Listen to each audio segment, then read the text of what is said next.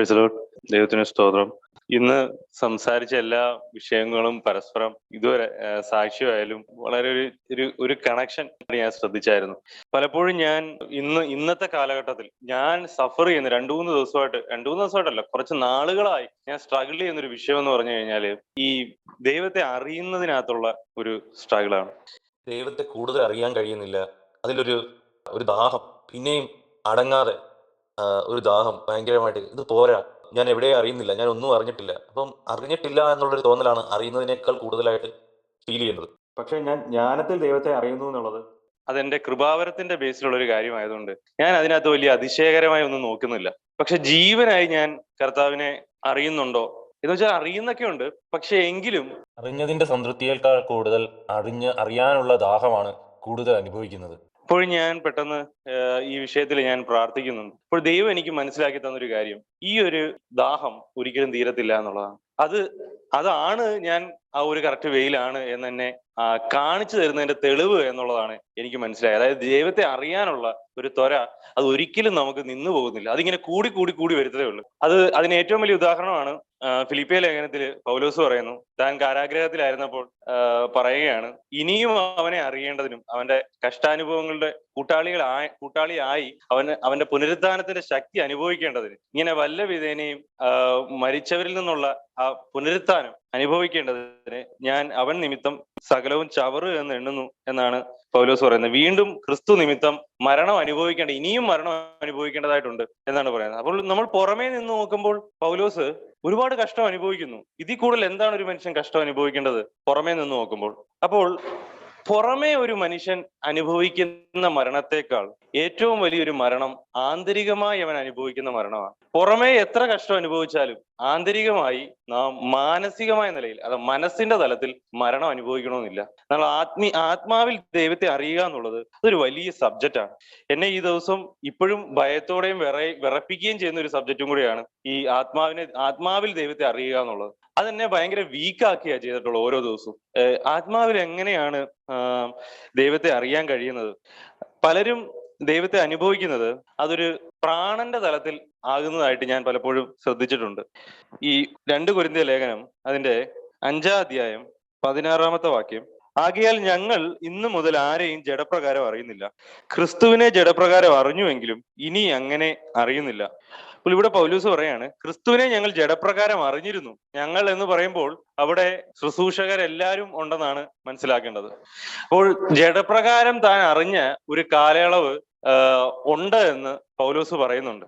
അപ്പോൾ ആത്മാവിനാൽ താൻ ഇപ്പോൾ കർത്താവിനെ അറിയുന്നു, ക്രിസ്തുവിനെ അറിയുന്നു എന്ന് പറയുന്നുണ്ട്. അത് എങ്ങനെയാണ്? ഒരുത്തൻ ക്രിസ്തുവിലായാൽ അവൻ പുതിയ സൃഷ്ടിയാകുന്നു, പഴയത് കഴിഞ്ഞുപോയി, അത് പുതുതായി തീർന്നിരിക്കുന്നു. അപ്പോൾ നമ്മൾ വീണ്ടും ജനനം തുടങ്ങുന്ന ഒരു കാലയളവിലാണ് നമ്മൾ ദൈവത്തെ അറിയാൻ തുടങ്ങുന്നത്, ആത്മാവിനാൽ അറിയാൻ തുടങ്ങുന്നത്. കാരണം വീണ്ടും ആത്മാവ് നമ്മുടെ ഉള്ളിൽ വന്ന് ജീവനാകുമ്പോഴാണ് നമ്മൾ ദൈവത്തെ അറിയുന്നത്, ക്രൂശ് അറിയുന്നത്. എങ്കിലും അതിന്റെ ഒരു വ്യക്തത നമുക്ക് വരാൻ കുറെ കാലതാമസങ്ങൾ എടുക്കുന്നത് നമുക്ക് കാണാൻ കഴിയും. ക്രിസ്തുവിനെ വേണ്ടും വിധേനെ അറിയുവാൻ നമുക്ക് ആത്മാവിനാലുള്ള ഒരു മുന്നോട്ടുള്ള ഒരു യാത്ര പലപ്പോഴും വേണ്ടതായിട്ട് നമുക്ക് കാണാൻ കഴിയും.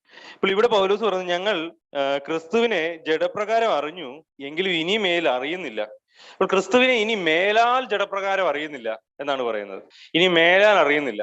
അതൊരു ഹയർ ലെവലാണ്. ക്രിസ്തുവിനെ ബുദ്ധിയുടെ തലത്തിൽ അറിയാതെ, മനസ്സിന്റെ തലത്തിൽ ദൈവത്തെ സ്തുതിക്കാതെ, ആരാധിക്കാതെ, ആത്മാവിന്റെ തലത്തിൽ ക്രിസ്തുവിനെ അറിയുന്നത് അതൊരു ഹയർ ലെവലാണ്. ഇവിടെ പൗലോസിന് നടക്കുന്നത് തൻ്റെ ഉള്ളിൽ ആ വീണ്ടും ജനനം, തൻ്റെ ഉള്ളിൽ ആ കൺവേർഷൻ സംഭവിച്ചതിന് ശേഷമാണ്. അതിനു മുമ്പ് വരെയും താനും ഞങ്ങൾ എന്ന് പറയുമ്പോൾ അവിടെ സകല കൂടുള്ള എല്ലാവരും കർത്താവിനെ അറിഞ്ഞിരുന്നത്, യേശുക്രിസ്തുവിനെ അറിഞ്ഞിരുന്നത് ജഡത്തിലാണ്. അവൻ നസ്രയനായ യേശു, അല്ലെങ്കിൽ തൻ്റെ ഫാമിലി ബാക്ക്ഗ്രൗണ്ട് വെച്ചും ഒരു മനുഷ്യൻ എന്നുള്ള നിലയിൽ, അല്ലെങ്കിൽ ദൈവദൂഷണം പറയുന്ന ഒരാൾ എന്നുള്ള നിലയിൽ ഒക്കെയാണ് ക്രിസ്തുവിനെ കണ്ടിരുന്നത്. പക്ഷേ രക്ഷിക്കപ്പെട്ടതിന് ശേഷമാണ് പൗലോസിന് യേശുക്രിസ്തു ആരാണെന്ന് ആത്മാവിൽ മനസ്സിലാക്കാൻ കഴിഞ്ഞത് എന്നാണ് അവിടെ പറയുന്നത്. അപ്പോൾ അതുപോലെ തന്നെ പലപ്പോഴും എനിക്ക് എന്താണ് സ്പിരിച്വൽ ലൈഫ്? ലോകത്തിലുള്ള എല്ലാ മതഗ്രന്ഥങ്ങളിൽ നോക്കിയാലും അവരുടേതായ മതഭക്തിക്ക് അനുസരിച്ചുള്ള ഒരു ജീവിതം അവർ ജെന്യുവിനായി ജീവിക്കുന്നുണ്ട്. അവരോട് വാദിച്ച് ജയിക്കാൻ ചിലപ്പോൾ നമുക്ക് കഴിയുന്നു, ചിലപ്പോൾ കഴിയുന്നില്ല. അവർ പറയുന്ന കാര്യങ്ങൾ അല്ലെ, ഇത് ഏത് ഐഡിയോളജി ആയാലും ഏത് ഗ്രന്ഥങ്ങൾ എടുത്തു വെക്കുന്ന കാര്യങ്ങളായാലും അവർ അവരുടേതായ രീതിയിൽ വ്യൂ ഓഫ് പോയിന്റിൽ നിന്ന് ആ ആശയങ്ങൾ കൂടുതൽ അവരുടേതായ ആശയങ്ങൾ വെച്ച് ഉറപ്പുവരുത്തുന്നു, അതിൽ അവർ ഉറച്ചു നിൽക്കുന്നു. അതിന് യുക്തിവാദികൾ യുക്തിയുടെ അടിസ്ഥാനത്തിലുള്ള ചിന്തകൾ വെച്ചിട്ടാണേലും സയൻസിന്റെ അടിസ്ഥാനത്തിലുള്ള ചിന്തകൾ വെച്ചിട്ടാണേലും മറ്റു മതഗ്രന്ഥങ്ങളുടെ അടിസ്ഥാനത്തിലുള്ള ചിന്തയിലായാലും എല്ലാവരും അവരുടെ ഐഡിയോളജി കൺവിൻസ് ചെയ്യിപ്പിക്കാൻ, മറ്റുള്ളവരെ കൺവിൻസ് ചെയ്യിപ്പിക്കാനും അവർക്ക് തന്നെ ബോധ്യം വരുത്തുവാനും കഴിയുന്നു. അവരുടെ ആരാധനാക്രമങ്ങളും എല്ലാം അവർക്ക് സംതൃപ്തി നൽകുന്നു എന്നാണ് അവർ പറയുന്നത്. അപ്പോൾ എന്താണ് ക്രിസ്ത്യാനിറ്റിക്കകത്തുള്ള ഇതിൽ നിന്നുള്ള വ്യത്യാസം എന്നുള്ളതാണ് എനിക്ക് പലപ്പോഴും ചിന്തിക്കാൻ കാരണമായത്. അപ്പോൾ ഇന്ന് നമ്മൾ ചുറ്റിനും കാണുന്ന മിക്കവാറും ഉള്ള ഈ ആരാധന രീതികളെല്ലാം മനസ്സിന്റെ തലത്തിലാണെന്നുള്ളതാണ് എനിക്ക് പലപ്പോഴും തോന്നിയിട്ടുള്ളത്. ഇനി നമ്മൾ എങ്ങനെയാണ് നമ്മുടെ പ്രവൃത്തി? ആത്മാവിൽ നിന്നാണോ മനസ്സിൽ നിന്നാണോ നമ്മൾ ആരാധിക്കുന്നതും സ്തുതിക്കുന്നതും നമ്മൾ സുവിശേഷ വേല ചെയ്യുന്നതും എല്ലാം ഈ ആത്മാവിൽ നിന്ന് തന്നെയാണോ എന്നുള്ളത് എന്താണ് ഇത്ര ഉറപ്പ്? കാരണം നമ്മൾ മറ്റ് മതവിഭാഗങ്ങളിലേക്ക് നോക്കുമ്പോൾ അവര് ചെയ്യുന്ന മിനിസ്ട്രി സംബന്ധിച്ച് ഭയങ്കര ജെന്യുവിനായി ചെയ്യുന്നുണ്ട്. അവരും ഇതുപോലെ ചാരിറ്റി ചെയ്യുന്നുണ്ട്. അവരും ഇതുപോലെ തന്നെ അവരുടെ ഗ്രന്ഥങ്ങൾ വളരെ ജെന്യുവിനായി ധ്യാനിക്കുകയും അതിനനുസരിച്ച് ജീവിക്കുകയും ചെയ്യുന്നുണ്ട്. ഇനി ഗ്രന്ഥങ്ങളൊക്കെ പോട്ടെ, മറ്റ് ഏതെങ്കിലും ഈ പറയുന്ന യുക്തിവാദികൾ, റാഷണലിസ്റ്റുകൾ, അവരുടെ ചിന്താഗതി അതിനകത്ത് നല്ല ബോധ്യമുണ്ട്. അവരതനുസരിച്ച് കാര്യങ്ങൾ ബോധ്യത്തോടെ തന്നെ മുന്നോട്ട് പോകുന്നുണ്ട്. അപ്പോൾ നമ്മളും ആത്മാവിലാണോ എന്ന് തിരിച്ചറിയുന്നത് എങ്ങനെയാണെന്ന് പറഞ്ഞു കഴിഞ്ഞാൽ, ലോകവും നമ്മളുമായിട്ട് എന്തെങ്കിലും വ്യത്യാസം ഉണ്ടോ എന്ന് മാത്രം നോക്കിയാൽ മതി. നമ്മുടെ ആരാധന രീതി, നമ്മുടെ മിനിസ്ട്രി, നമ്മുടെ പ്രവർത്തനങ്ങൾ എല്ലാം ലോകത്തെ പോലെയാണോ? കർത്താവ് അതുപോലെയാണ്, ജാതികളും ഇതുപോലെ ചെയ്യുന്നു എന്നാണ് കർത്താവ് പറഞ്ഞിരുന്നത്, അല്ലെ? അപ്പോൾ നമ്മുടെ ആരാധനാക്രമങ്ങളും എല്ലാം ലോകത്തിനെ പോലാണോ? ആണ്. ചില നോക്കി എല്ലാവരും ഞായറാഴ്ച കൂടുന്നു, അവർക്കും ഒരു ദിവസം ഉണ്ട്, ഏതൊരു ദിവസം കൂടുന്നു. അവരിൽ നിന്ന് വ്യത്യസ്തമായി അവരും സംതൃപ്തി അണയുന്നുണ്ട്. അവര് സംതൃപ്തി അണയുന്നില്ല, ഞങ്ങൾക്ക് സംതൃപ്തിയുണ്ട് കർത്താവിലുള്ള, അവർക്ക് സംതൃപ്തിയുണ്ട്, അവർ ഭയങ്കര സന്തോഷവരാണ്. നിങ്ങൾ വിചാരിക്കുന്ന ക്രിസ്ത്യാനികൾ മാത്രം സന്തോഷം? ലോകത്തുള്ള എല്ലാവരും സന്തോഷവരാണ്. ക്രിസ്ത്യാനികളെക്കാൾ സന്തോഷവരാണ് മറ്റുള്ള പലരും ലോകത്തിൽ. അപ്പോൾ ഇതൊക്കെ എന്താണ് ഇതിനകത്ത് വ്യത്യാസം? എന്താണ് അവരിൽ നിന്ന് നമുക്കുള്ള വ്യത്യാസം? അപ്പോൾ ആത്മാവിലാണ് എന്ന് നമ്മൾ പറയുകയും അവർ ചെയ്യുന്ന പോലെയൊക്കെ നമുക്ക് ചെയ്യാൻ കഴിയുന്നുണ്ടല്ലോ, അപ്പൊ അവരിൽ ആത്മാവുണ്ടോ എന്നുള്ളതാണ് നമ്മളെ സംശയിപ്പിക്കുന്ന ഒരു കാര്യം. കാരണം നമുക്ക് ഈ വിശ്വാസവും പ്രത്യാശയൊക്കെ നമ്മൾ പറയുന്നെങ്കിൽ ഇതെല്ലാം പ്രാണന്റെ തലത്തിൽ നമുക്ക് വിശ്വസിക്കാൻ കഴിയും, പ്രത്യാശിക്കാൻ കഴിയും, സ്നേഹിക്കാനും കഴിയും. പ്രാണന്റെ തലത്തിൽ ഈ ബൈബിളിന്റെ അടിസ്ഥാനത്തിൽ ഏറ്റവും വലിയ 3 കാര്യങ്ങളാണ് പ്രത്യാശ, വിശ്വാസം, സ്നേഹം. ഇത് 3ഉം മനുഷ്യന് അവന്റെ ബുദ്ധിയുടെ തലത്തിൽ ചെയ്യാൻ കഴിയും, വിശ്വസിക്കാൻ കഴിയും. പ്രാണന്റെ തലത്തിൽ വിശ്വസിക്കാൻ കഴിയും, പ്രാണന്റെ തലത്തിൽ സ്നേഹിക്കാൻ കഴിയും, പ്രാണന്റെ തലത്തിൽ പ്രത്യാശിക്കാനും കഴിയും. അപ്പൊ ആകെ കൺഫ്യൂസ്ഡ് ആയല്ലോ. ഇപ്പൊ ഇതിനകത്ത് നിന്ന് എങ്ങനെ ആത്മാവിന്റെ കാര്യം എങ്ങനെ മനസ്സിലാക്കും? അപ്പോൾ മനസ്സിൽ നിന്ന് ഇതെല്ലാം വരുമെങ്കിൽ ഇത് എങ്ങനെ നമുക്ക് മനസ്സിലാകും എന്നുള്ളത് വളരെ ഒരു വേദനാജനകമായ ഒരു കാര്യമാണ്. ജഡത്തെയൊക്കെ നമുക്ക് മനസ്സിലാക്കാം, അതിന്റെ പ്രവൃത്തികളുമുണ്ട്. മനസ്സിനെ മനസ്സിലാക്കാൻ നിങ്ങൾ വിചാരിക്കുന്ന പോലല്ല, നടക്കത്തില്ല. മനസ്സ് എന്ന് പറഞ്ഞു കഴിഞ്ഞാൽ ഒരു മനുഷ്യൻ, നിങ്ങൾ ആദ്യം മനസ്സിലാക്കേണ്ടത് നിങ്ങളെ തന്നെയാണ്.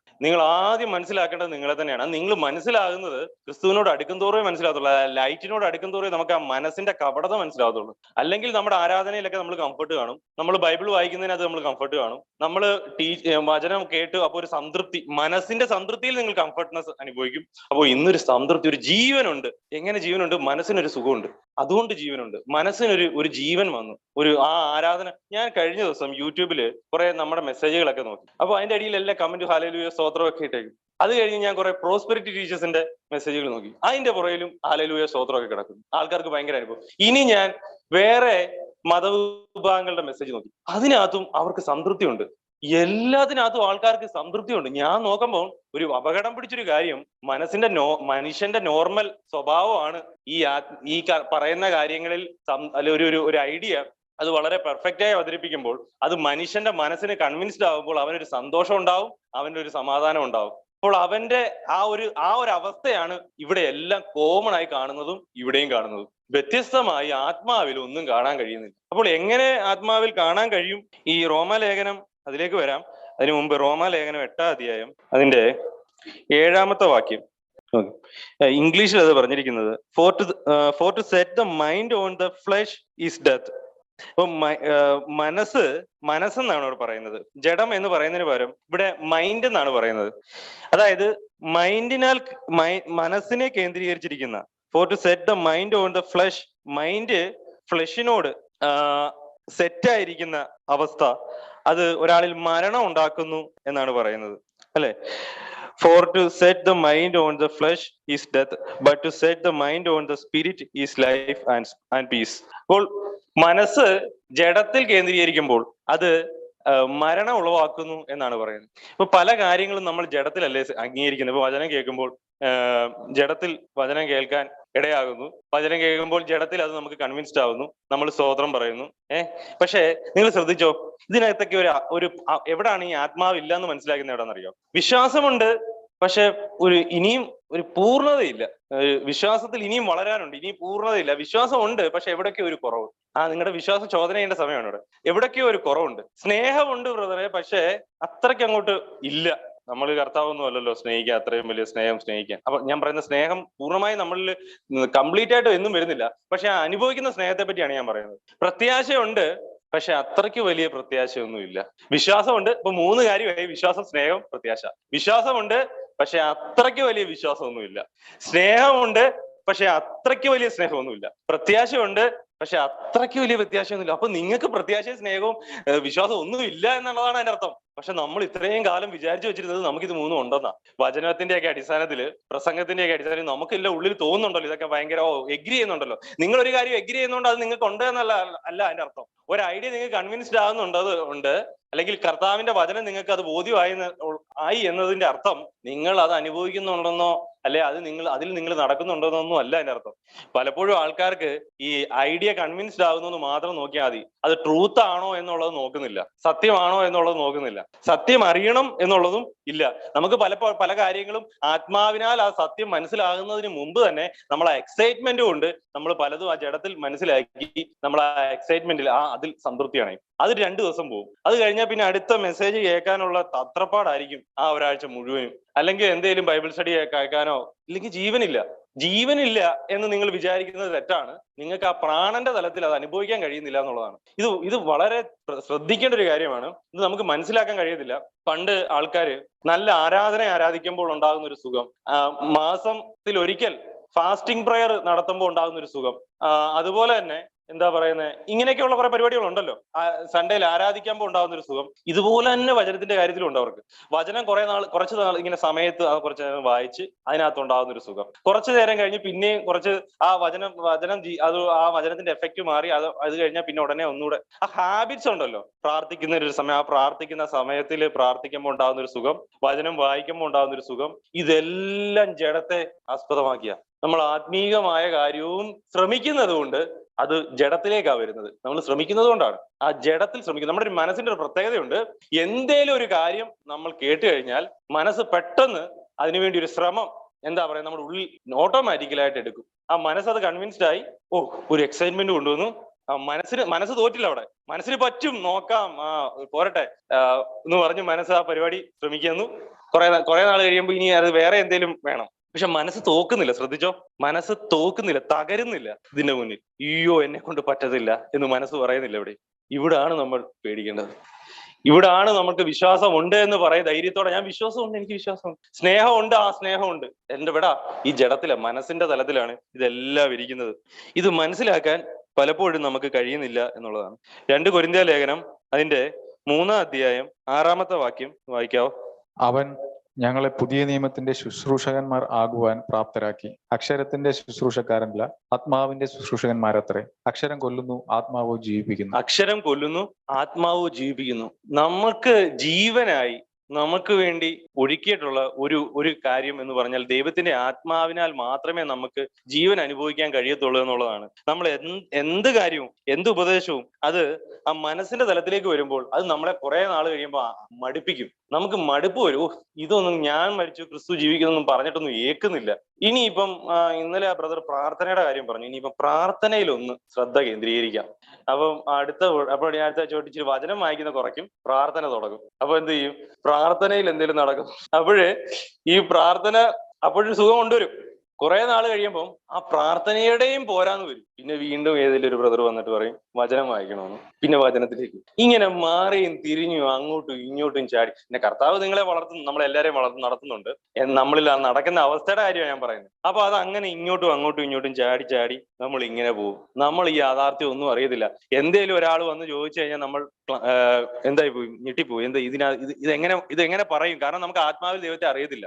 ഇപ്പോഴത്തെ കുട്ടികളൊന്നും ദൈവത്തെ ആത്മാവിൽ അറിയാത്തതുകൊണ്ടാണ് അവരോട് ഒരു എത്തിയിസ്റ്റ് വന്നൊരു ചോദ്യം ചോദിക്കുകയാണെങ്കിൽ, ദൈവത്തെ പറ്റി ചോദിക്കുകയാണെങ്കിൽ, അവർക്ക് പാസ്റ്റർ പഠിപ്പിച്ച ജ്ഞാനത്തിന്റെ അടിസ്ഥാനത്തിലും അല്ലെങ്കിൽ അവര് എവിടുന്നേലുമൊക്കെ ഗെയിൻ ചെയ്ത ഐഡിയ, ആ നോളജിന്റെ അടിസ്ഥാനത്തിലെ ദൈവത്തെ പറ്റി അറിയത്തുള്ളൂ. ആത്മാവിൽ ദൈവത്തെ അറിയത്തില്ല. അതുകൊണ്ട് പറയാൻ കഴിയുന്നില്ല. അതുകൊണ്ട് പറയാൻ ബുദ്ധിമുട്ടുന്നു. എഫേസ്യ ലേഖനം 4:23 വാക്യം, സത്യത്തിന്റെ ബലമായ നീതിയിലും നിങ്ങളുടെ ഉള്ളിൽ ആത്മാവ് സംബന്ധമായി പുതുക്കം പ്രാപിച്ച്, സത്യത്തിന്റെ ബലമായ നീതി. 23 വാക്യം മാത്രം മതി. And B renewed in the spirit of your mind എന്നാണ് പറയുന്നത്. അതായത് അത് നിങ്ങളുടെ മനസ്സിനെ ആത്മാവിനാൽ പുതുക്കാൻ ആണ് പറയുന്നത്. അപ്പോൾ മനസ്സ് പുതുക്കം പ്രാപിക്കേണ്ടതായിട്ടുണ്ട്. എല്ലാ തലങ്ങളിലും മനസ്സ് പുതുക്കം പ്രാപിക്കേണ്ടതായിട്ടുണ്ട്. അതുകൊണ്ടാണ് റോമാലേഖനം അതിന്റെ 12-ാം അധ്യായം 2-ാമത്തെ വാക്യം, ഈ ലോകത്തിന് അനുരൂപരാകാതെ നന്മയും പ്രസാദവും പൂർണ്ണതയുമുള്ള ദൈവത്തിന്റെ ഹിതം ഇന്നതെന്ന് തിരിച്ചറിയേണ്ടതിന് മനസ്സ് പുതുക്കി രൂപാന്തരം. ദൈവത്തിന്റെ ഹിതം തിരിച്ചറിയേണ്ടതിന്, ദൈവത്തെ അറിയേണ്ടതിന് എന്ത് വേണം? പുതുക്കമുള്ളൊരു മനസ്സ് വേണം. പുതുക്കമുള്ളൊരു മനസ്സുണ്ടെങ്കിലേ നമുക്ക് ദൈവികപരമായ കാര്യങ്ങൾ അറിയുവാനും ദൈവത്തിന്റെ ശബ്ദം കേൾക്കുവാനും ദൈവത്തെ അറിയുവാനും എല്ലാം കഴിയത്തുള്ളൂ.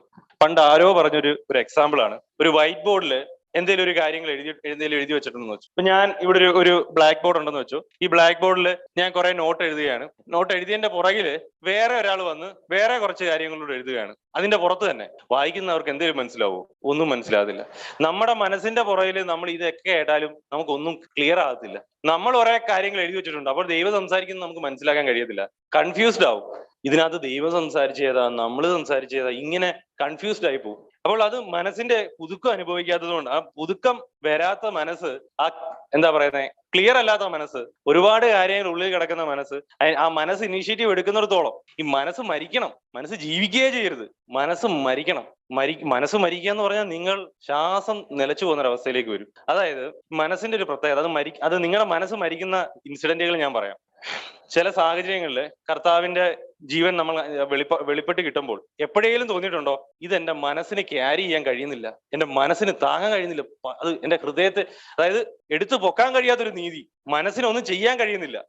കർത്താവിന്റെ നീതി കാണുമ്പോഴാണേലും കർത്താവിന്റെ വെളിപ്പാടുകൾ കേൾക്കുമ്പോഴായാലും മനസ്സിന് ഒന്നും പ്രവർത്തിക്കാൻ കഴിയത്തില്ല.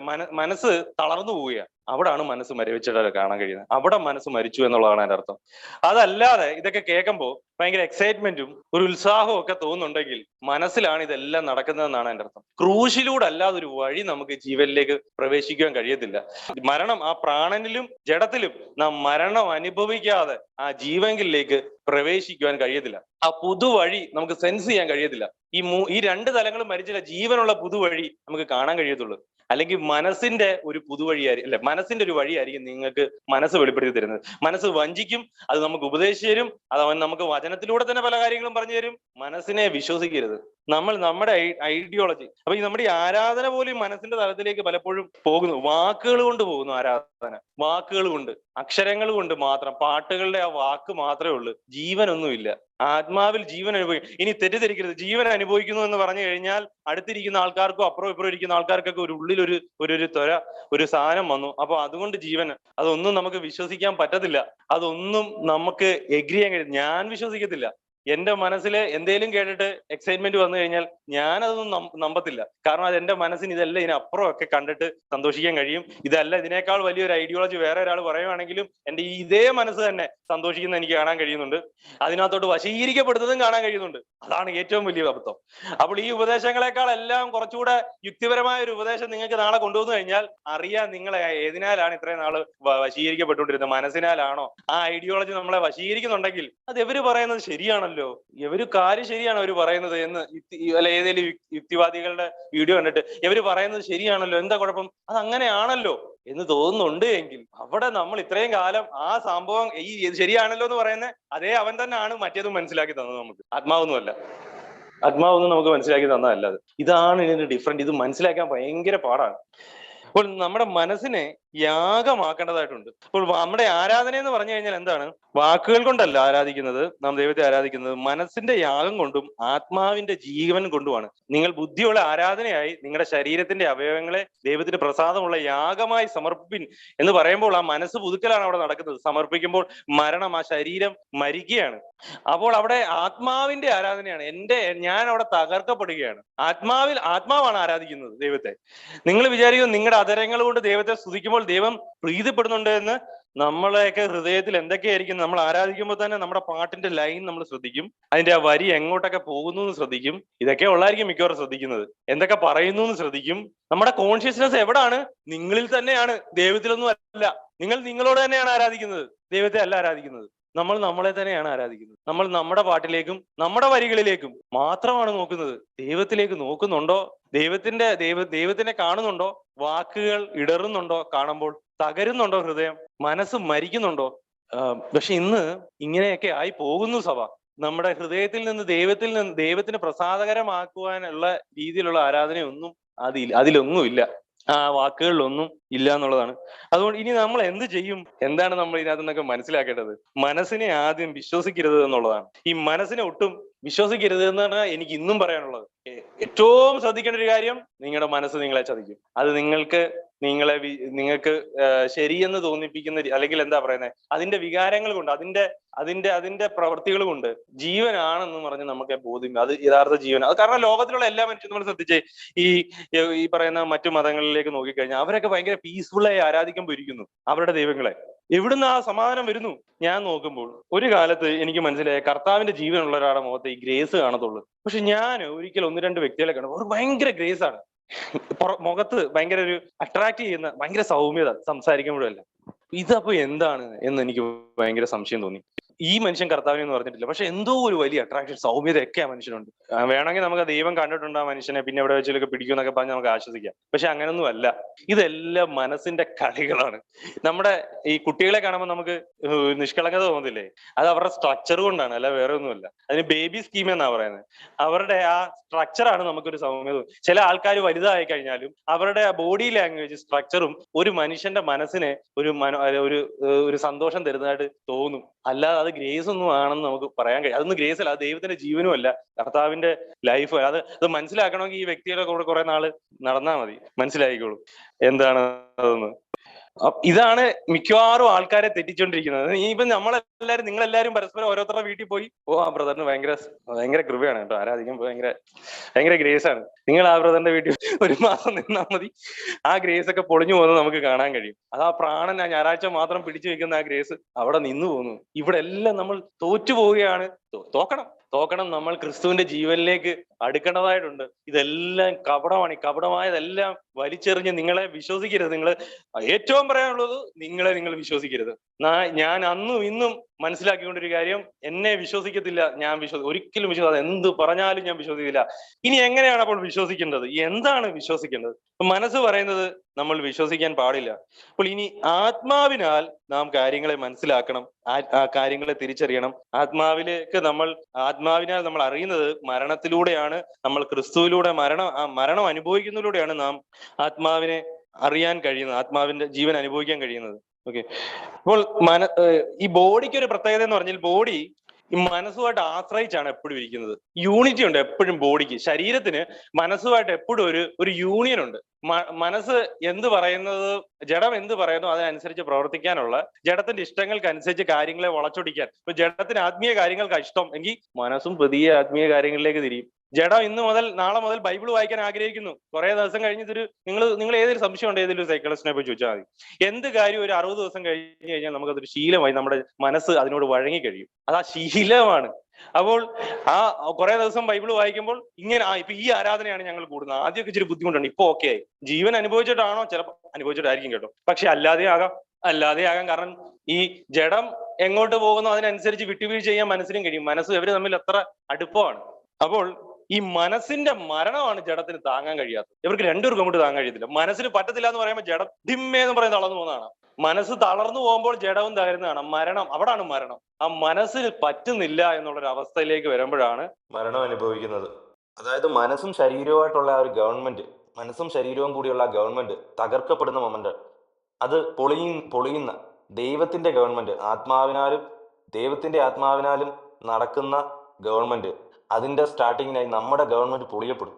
അത് ദൈവത്തിന്റെ വചനത്തിന്റെ മുമ്പിലും ദൈവത്തെ നമ്മൾ അറിയുന്നതിലൂടെയും ദൈവത്തെ ആരാധിക്കുന്നതിലൂടെയും പ്രാർത്ഥിക്കുന്നതിലൂടെ ദൈവം നമ്മളെ വെളിപ്പെടുത്തുന്നതിലൂടെയും എല്ലാം ഒരു വ്യക്തി തന്റെ ജീവിതത്തിൽ ദൈവത്തിന്റെ ആ രാജ്യം, ഗവൺമെന്റ്, സ്വന്തം ഗവൺമെന്റ് തകർന്ന് ദൈവരാജ്യം, ആ ഗവൺമെന്റ് റൂൾ ചെയ്യുന്ന ആ ഒരു പ്രോസസ്സ്, അതൊരു ഡെത്ത് ലൈഫ് പ്രോസസ്സാണ്. സ്വന്തം ഗവൺമെന്റ് തകർക്കുന്നതാണ്. അത് ജഡത്തിന്റെയും മനസ്സിന്റെയും തകർച്ചയിലൂടെയാണ് അത് സംഭവിക്കുന്നത്. ഇതിനു വേണ്ടിയാണ് കർത്താവ് എടുത്താ പൊങ്ങാത്തൊരു നീതി എടുത്ത് കാണിക്കേണ്ടി വന്നത്. കാരണം അറിയാൻ കർത്താവിന് ഈ മനസ്സ് അമ്മമാരെ ചതിക്കും. ഇച്ചിരി കുറഞ്ഞ ഏതെങ്കിലും ഒരു നീതി കൊണ്ടുതന്നെ ന്യായപ്രമാണമൊക്കെ മനസ്സിനെ ചീർപ്പിച്ചല്ലേ ചെയ്തേ. അവര് നന്നായോ? ഇല്ല. എന്തുകൊണ്ടാണ്? മനസ്സിന് കഴിയുമെന്ന്. ഇതൊക്കെ മനസ്സിനെ തോപ്പിക്കുന്ന, അതിനെ തകർക്കുന്ന ഒരു നീതി വേണമായിരുന്നു. അതുകൊണ്ടാണ് കർത്താവ് വന്ന് ന്യായപ്രമാണത്തിന്റെ ആന്തരികമായ ഭാഗം കർത്താവിന്റെ ഗിരിപ്രഭാഷണത്തിൽ വെളിപ്പെടുത്തിയത് നമ്മളെ തകർത്ത് കളഞ്ഞു. അപ്പോൾ ഈ നീതി എപ്പോഴും അപ്പൊ ഞാൻ ആരാധിക്കുമ്പോൾ ആരെയാ കാണുന്നത്? എനിക്ക് വേണ്ടി എന്നേക്കാൾ ബെറ്ററായി ദൈവത്തെ ആരാധിക്കാൻ കഴിയുന്ന, എന്നേക്കാൾ ബെറ്ററായി അനുസരിക്കാൻ കഴിയുന്ന, എന്നേക്കാൾ ബെറ്ററായി അനുസരണം കാണിക്കുവാൻ കഴിയുന്ന ഒരു കർത്താവ് എനിക്കുണ്ട് എന്നുള്ളത്. അപ്പൊ അവനിൽ അവൻ പ്രസാദിക്കുന്നു. എന്റെ ഇത് കൈക്കൊള്ളുന്നില്ല എന്ന് ഞാൻ അറിയുമ്പോഴാണ് തകർന്നു പോകുന്നത്. അവിടാണ് എന്റെ കർത്താവെ നീ എനിക്ക് ജീവനായി തന്നതുകൊണ്ട്. അപ്പോൾ അവിടെ ആരാധിക്കുന്ന ആരാണ്? ഞാനല്ല ആരാധിക്കുന്നത്, കർത്താവിന്റെ ആത്മാവ് അവിടെ ആരാധിക്കുകയാണ്. എന്റെ ബലഹീനതയിൽ നിന്ന്, എന്റെ തകർച്ചയിൽ നിന്ന്, ബ്രോക്കൺനെസ്സിൽ നിന്ന് ആത്മാവ് ദൈവത്തിന് സ്തുതിക്കുകയാണ്. ഇങ്ങനെയാണ് ആരാധന പോകുന്നത്. അപ്പോൾ ആ ദൈവം ഈ ഇൻസെക്യൂർഡ് ആയിട്ടുള്ള ജഡത്തിന് പ്രാണനെയും ആത്മാവിന്റെ സെക്യൂരിറ്റി കൊണ്ട് ജീവൻ നൽകും. ആ ഇൻസെക്യൂർഡ് ആകും പ്രാണനും ജഡവും ഈ തകർന്നു പോകും. കാരണം ഇത് പറ്റുന്നില്ല, ദൈവത്തെ ആരാധിക്കാൻ കഴിയുന്നില്ല. ആത്മാവ് തന്ന ജീവനാൽ ദൈവത്തെ ആരാധിക്കുന്നു എന്നേ പറയാൻ കഴിയത്തുള്ളൂ. അവിടെ തകർന്നാണ് ഞാൻ ആരാധിക്കുന്നത് ദൈവത്തെ. അപ്പോൾ എന്താണ് പ്രധാനമായി വേണ്ടത്? അതുകൊണ്ടാണ് യോഹന്നാന്റെ സുവിശേഷത്തില് കർത്താവ് പറഞ്ഞത്, ആത്മാവിലും സത്യത്തിലും ദൈവത്തെ ആരാധിക്കുന്ന നാൾ വന്നിരിക്കുന്നു. ആത്മാവിലും സത്യത്തിലും. ഇനി ആത്മാവിലും സത്യത്തിലും ദൈവത്തെ ആരാധിക്കുന്നത് മാത്രമല്ല, ആത്മാവിലും സത്യത്തിലുമാണ് ദൈവത്തെ അറിയുന്നത്. അപ്പോൾ ദൈവത്തെ അറിയുന്നതും എങ്ങനെയാണ്? പ്രാണനിലല്ല, ആത്മാവിലും സത്യത്തിലും. എന്താണ് ആത്മാവ്? ക്രിസ്തുവിന്റെ ആത്മാവ്. സത്യം എന്താണ്? യോഹന്നാന്റെ സുവിശേഷം 12:2 പറയുന്നു, സത്യം എന്ന് പറയുന്നത് നിന്റെ വചനമാകുന്നു എന്ന് പറയുന്നു. അപ്പോൾ ഈ രണ്ട് കാര്യങ്ങൾ കൂടി ചേർന്നിട്ടാണ് നമ്മൾ ദൈവത്തെ അറിയുകയും ജീവങ്കലിലേക്ക് അധികമായി പ്രവേശിക്കുകയും ചെയ്യുന്നത്. അപ്പോൾ ആത്മാവിനാൽ ദൈവത്തെ അറിയുകയും ആ അറിവ് എങ്ങനെ വരുന്നു? ദൈവത്തിന്റെ വചനത്താൽ കൂടി വരുന്നു. ആത്മാവിലും സത്യത്തിലും ദൈവത്തെ അറിയുന്നു. അപ്പോൾ ആത്മാവിൽ അറിയുന്നു, അതുപോലെ തന്നെ സത്യത്തിന്റെ ക്ലാരിറ്റി ഉണ്ട്. അപ്പോൾ എങ്ങനെയാണ് നമ്മൾ കൺഫ്യൂസ്ഡ് ആകാതെ, ഇങ്ങനെയുള്ള ഐഡിയോളജിയുടെയും ഇങ്ങനെയുള്ള മാർഗങ്ങളുടെയും നടുവിൽ കൺഫ്യൂസ്ഡ് ആകാതെ ഈ ജീവനുള്ളതാണെന്ന് കൂടുതൽ ഉറപ്പിക്കുന്നത്? ഇത് നമ്മൾ ആത്മാവിലും സത്യത്തിലും തിരിച്ചറിഞ്ഞിട്ടാണ്. ഈ ദൈവത്തിന്റെ വചനം സത്യമാണ് എന്ന് പൂർണ്ണമായി നമുക്ക് മനസ്സിലാക്കി കിട്ടണമെങ്കിൽ ആത്മാവ് വേണം. ഇത് രണ്ടും സെപ്പറേറ്റ് ചെയ്യാൻ കഴിയത്തില്ല. നിങ്ങൾക്ക് ആത്മാവില്ലാതെ വചനത്തിൽ നിന്ന് മനസ്സിലാക്കാൻ കഴിയത്തില്ല, വചനമില്ലാതെ ആത്മാവിൽ വളരാനും കഴിയത്തില്ല. ഇത് രണ്ടുകൂടെയാണ് നമ്മൾ പ്രവർത്തിക്കുന്നത്. ഇത് രണ്ടുമാണ് നമ്മളെ കൂടുതൽ ക്ലാരിറ്റി ഉള്ളതായി, ദൈവത്തെ അറിയുന്നവരാക്കി, ജെന്യുവിനായിട്ടുള്ള ഫെയ്ത്ത്. അപ്പൊ ആത്മാവ്, ഞാൻ കർത്താവിനെ ആരാധിക്കുമ്പോൾ സത്യത്തിന്റെ വെളിച്ചം ഞാൻ ആരാണെന്ന് കാണിച്ചു തരികയും ഞാൻ അവിടെ മരിക്കുകയും ആത്മാവ് ജീവിക്കുകയും ഈ സത്യത്തിന്റെ അടിസ്ഥാനത്തിൽ ദൈവത്തെ ആരാധിക്കുകയും ചെയ്യുന്നു. അപ്പോൾ ഈ സത്യം തന്നെയാണ് എല്ലാ സാഹചര്യത്തിലും എനിക്ക് ബോധ്യം തരുന്നത്. അത് സത്യത്താലുള്ള ഒരു വിശുദ്ധീകരണം നമുക്ക് നടക്കുന്നുണ്ട്. അതുകൊണ്ടാണ് കർത്താവ് പറഞ്ഞ് ഇവരെ സത്യത്താൽ വിശുദ്ധീകരിക്കണമേ എന്നല്ലേ പറയുന്നത്. സത്യത്താൽ വിശുദ്ധീകരിക്കണം. അപ്പൊ സത്യത്താൽ ഒരു സാങ്ക്ടിഫിക്കേഷൻ, സത്യം നമ്മളിൽ ആത്മാവിനാൽ ശുദ്ധീകരിക്കപ്പെടുന്നു. അതുകൊണ്ടാണ് തെസ്സലോനിക്കർ എഴുതിയ ലേഖനത്തിൽ പറയുന്നു, ആദ്യം മുതൽക്കേ നിങ്ങളിൽ തുടങ്ങിയിരിക്കുന്ന ആത്മാവിനാലുള്ള വിശുദ്ധീകരണവും സത്യത്തിലുള്ള വിശ്വാസവും. ഇത് രണ്ടും നമ്മളിൽ കണ്ടിന്യൂസ്ലി തുടങ്ങുന്നതാണ്. നമ്മുടെ പ്രാണനെ ശ്രദ്ധിക്കണം, പ്രാണനെ ആശ്രയിക്കരുത്. പ്രാണനെ ആശ്രയിച്ചുള്ള ആരാധനകൾ, മനസ്സിലാക്കലുകൾ ഇത് നമ്മളിൽ തകർച്ചയൊന്നും കൊണ്ടുവരുന്നില്ല, ബ്രോക്കൺനെസ് ഒന്നും കൊണ്ടുവരുന്നില്ല. ഒരു അതായത് സെൻസിന്റെ കേന്ദ്രീകരമായ, അതായത് നമുക്ക് സെൻസ് ചെയ്യാൻ കഴിയുന്ന തരത്തിൽ നമുക്ക് എന്തോ അനുഭവിക്കാൻ കഴിയുന്നുണ്ട്, അത്രമാത്രം. വചനം കേൾക്കുമ്പോൾ എന്തോ അനുഭവിക്കാൻ കഴിയുന്നു, പാട്ട് പാടുമ്പോൾ എന്തോ അനുഭവിക്കാൻ കഴിയുന്നു. ആ സെൻഷ്യൽ തലത്തിൽ മാത്രം നിൽക്കും. ജീവന്റെ തലത്തിലേക്ക് നമ്മളെ കടത്തത്തില്ല. നമുക്ക് അനുഭവിക്കുന്നു, വാചനം വായിക്കുമ്പോൾ അനുഭവിക്കുന്നു, കൺവിൻസ്ഡ്, നമുക്ക് അത് എഗ്രി ചെയ്യാൻ കഴിയുന്നു, നമുക്ക് മനസ്സിലാവുന്നു. ഈ മനസ്സിലാക്കലിന്റെ ഒക്കെ അടിസ്ഥാനത്തിൽ മാത്രം നിൽക്കും. മനസ്സിന്റെ തലത്തിൽ ജീവനിലേക്ക് കഴിയുന്നില്ല. ജീവൻ കൊണ്ടുവരണമെങ്കിലും സമാധാനം കൊണ്ടുവരണമെങ്കിലും ആത്മാവിന് മാത്രമേ കഴിയത്തുള്ളൂ. അപ്പോൾ നിങ്ങൾക്ക് രണ്ട് കാര്യം മാത്രം ശ്രദ്ധിച്ചാൽ മതി, ജീവനുണ്ടോ സമാധാനം ഉണ്ടോ.